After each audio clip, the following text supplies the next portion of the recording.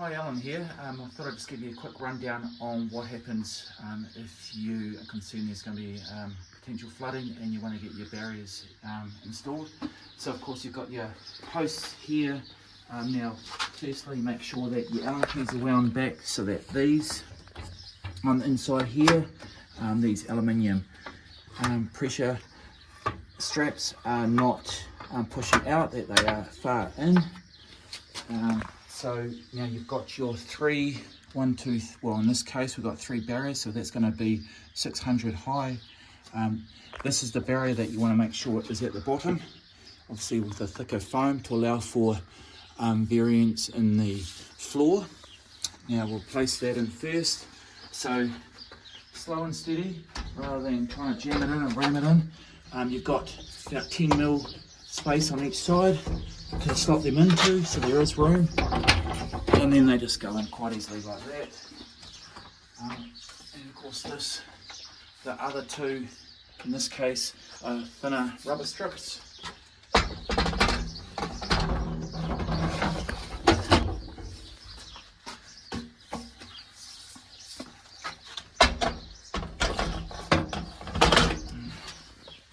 Now once the barriers are in place, you won't then want to put in the top caps, so you'll have those wound back. Ideally you don't want to have them wound in too far, because then it can make a bit more time involved when you're slotting them in. Now this job could be done potentially in the middle of the night when it's dark, so you want to make everything user friendly for you when you're ready to do it. So now you screw that down into place, do it by hand first, and then do the same for the other one.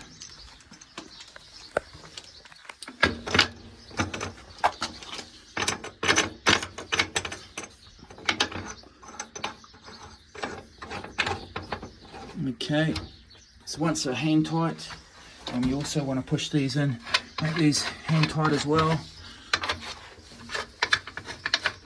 Now it's important that you kind of get them pushed in, because they need to go against the rubber on the inside of this barrier here. Excuse my dirty hands, just been working with a bit of sealant. Okay, and then the same on the other side.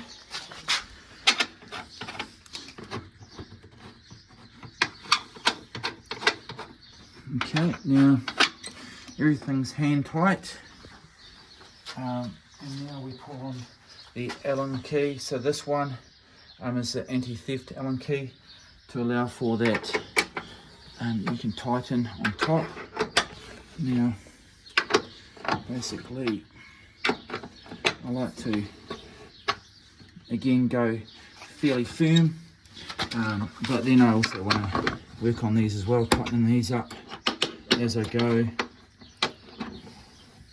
just so it's equal with pressure from going downwards and in towards the rubber post on the post.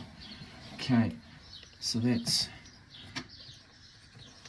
all firm there now, and we can actually go in a lot further than that, but I'll just for argument's sake, I'll just keep it like that for the moment.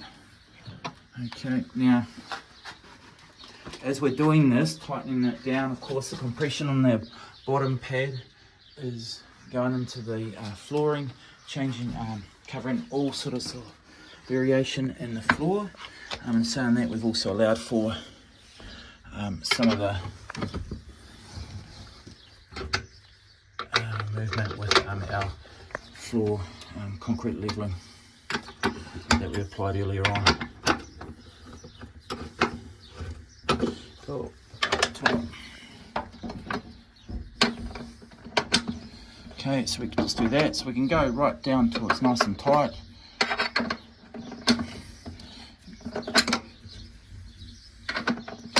Now a suggestion can be you can actually cut this off and stick it into a power drill to screw them, and that's a lot quicker. Okay, so there you have it, it's all ready to go. Basically in 5 minutes you can have it assembled.